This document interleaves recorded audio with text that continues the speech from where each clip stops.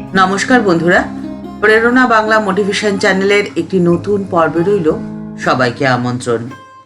আপনার আনন্দ কি হরণ করে নিচ্ছে জানেন কি? কার জন্য আপনি কষ্টে আছেন? আপনি যদি তাকে চিনতে পারেন তবে আপনি আর কষ্টে থাকবেন না। প্রথমে নিজেকে প্রশ্ন করুন তো যে আপনি কেন কষ্টে আছেন? আপনার কিসের অভাব? উত্তর আসবে অপ্রাপ্তি। আপনার যা আছে তা আপনাকে খুশি করতে পারে না, আর যা আপনার নেই সেটাই আপনার চাই। আর সেটা না পাওয়ার অপ্রাপ্তি আপনার অখুশির কারণ। আর খুশি না থাকার ফলই হলো নিরানন্দে থাকা। একবার মহাষ্টমীর দিনে ভক্তেরা সবাই শ্রী শ্রী মায়ের চরণে পুষ্পাঞ্জলি দিচ্ছেন। মায়ের নজর পড়ল বাইরে একজন সসংকোচে দাঁড়িয়ে আছে। মা তাকে ডেকে জানলেন যে তার বাড়ি তাজপুরে আর জাতিতে সে বাগদি, তাই সে ভেতরে ঢুকতে অতটা সাহস পাচ্ছে না। মা সেই বাগদিকে ভেতরে আনিয়ে মায়ের পায়ে ফুল দিতে বললেন। মায়ের পায়ে ফুল দেওয়ার সময় সেই বাগদি মেয়ের নির্মল প্রাণখোলা হাসি যে আনন্দের বার্তা দিয়ে গেল তা অমূল্য, তা কোনো মূল্যই কেনা যায় না। মায়ের ভালোবাসা ছিল বিশ্বজনীন। মা তাই তো বলছেন, ভালোবাসায় কে না বশ হয়? মানুষ থেকে বনের পশু পাখি পর্যন্ত ভালোবাসায় সবাই বশ হয়। জীবের কল্যাণের আকাঙ্ক্ষা মায়ের মধ্যে এতটাই তীব্র ছিল যে একদিন মা আশুতোষ মিত্রকে বলেছিলেন, একবার মনে হয় এই শরীরটুকু না হয়ে যদি খুব বড় শরীর হতো তাহলে কত জীবেরই না কল্যাণ হতো। মায়ের বাড়িতে গঙ্গারাম নামে এক পোষা চন্দনা ছিল। মা তার সেবা যত্ন স্বহস্তে করতেন। সকাল সন্ধ্যায় তার কাছে এসে মা বলতেন, বাবা গঙ্গারাম পড়ো তো দেখি। সে বলতো, হরে কৃষ্ণ হরে রাম, কৃষ্ণ কৃষ্ণ রাম রাম। আবার মাঝে মাঝে ডেকে উঠত, মা ও মা। মা সঙ্গে সঙ্গে বলতেন, যাই বাবা যাই, এই বলে গিয়ে ছোলা জল এসব চন্দনাটিকে দিতেন। গঙ্গারামের খিদে পেলেই গঙ্গারাম মা মা বলে ডাকত। মায়ের কাছে সবাই ছিল সন্তান। তার কাছে কোনো উচ্চ নিচু ভেদাভেদ ছিল না। মাতৃস্নেহে সহজ স্বচ্ছন্দ ব্যবহারে তার কাছে আসা সবাইকেই তিনি আপন করে নিতেন। যারাই তার কাছে আসতো তাদেরই মনে হতো যে মা বুঝি তাকে সব থেকে বেশি ভালোবাসেন, স্নেহ করেন। জয়রামবাটিতে এসেছেন নলিনবাবু। প্রায় 15 জন ভক্তের সঙ্গে আহারে বসে নলিনবাবুর মনে হলো যে মা বোধহয় তার প্রতি সব থেকে বেশি স্নেহদৃষ্টি রেখে তাকে যত্ন করে খাওয়াচ্ছেন। এতে তিনি কিছুটা লজ্জাও পেয়েছিলেন, কিন্তু আহারের পরে অন্য ভক্তদের সঙ্গে কথা বলে নলিনবাবু বুঝলেন যে সকলেরই ওই একই রকম অনুভূতি হয়েছে। আপনার অন্তরের প্রশান্তি আপনার অতৃপ্তি বোধকে ধীরে ধীরে মুছে দেবে, হৃদয়কে পরিপূর্ণ করে তুলবে। নিরানন্দে থাকার অবকাশই থাকবে না। আর নিরানন্দে থাকার পরিণামেই মানুষ ধীরে ধীরে দুর্দশাগ্রস্ত হয়ে পড়ে।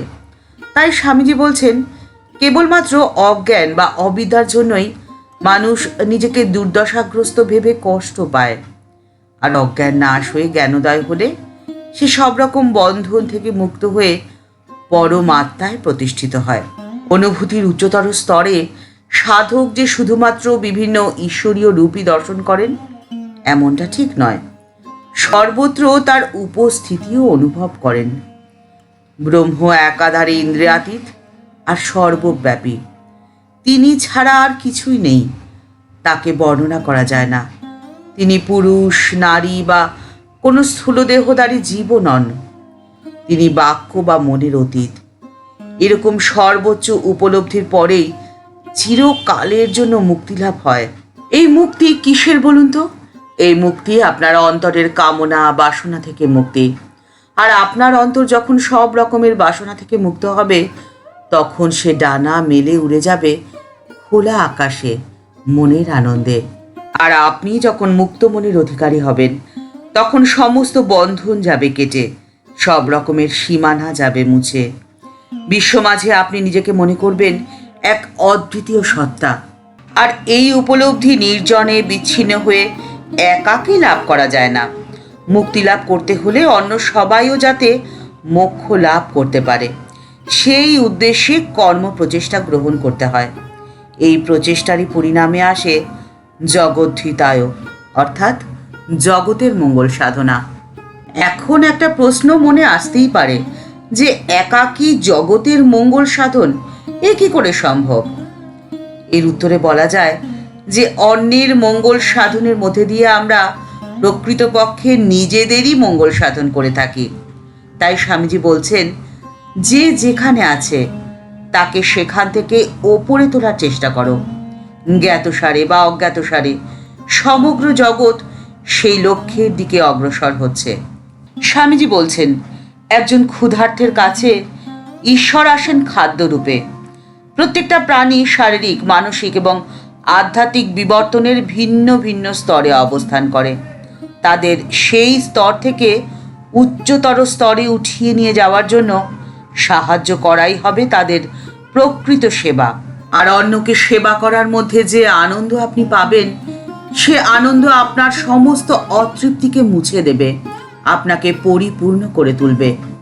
এই সেবা করার 3টি ধাপ রয়েছে। প্রথম, অন্নদান, বুভুক্ষুকে খাদ্য এবং আতুর ব্যক্তিকে ঔষধ দান।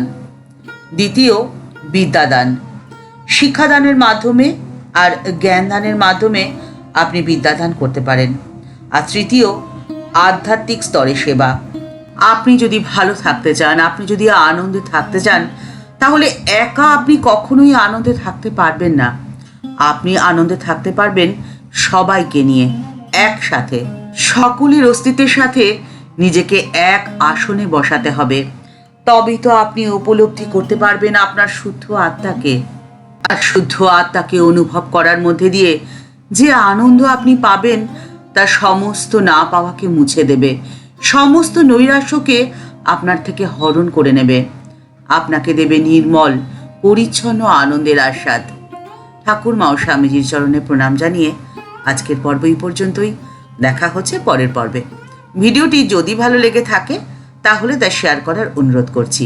আর আমাদের এই চ্যানেলকে ভালোবেসে যারা আমাদের পরিবারের সদস্য হয়ে গেছেন তাদের সকলের প্রতি রইল অসংখ্য ভালোবাসা ও প্রণাম। আর যারা এই চ্যানেলটি এখনও সাবস্ক্রাইব করেননি তাদের কাছে অনুরোধ রইল এই চ্যানেলটি সাবস্ক্রাইব করে বেল বাটনটা ক্লিক করে দিয়ে অল বাটনটিতে ক্লিক করে দেওয়ার জন্য। তাহলে এই চ্যানেলে ভিডিও আপলোড হওয়ার সাথে সাথেই আপনার কাছে চলে যাবে নোটিফিকেশন। সবাই ভালো থাকবেন, সুস্থ থাকবেন। নমস্কার।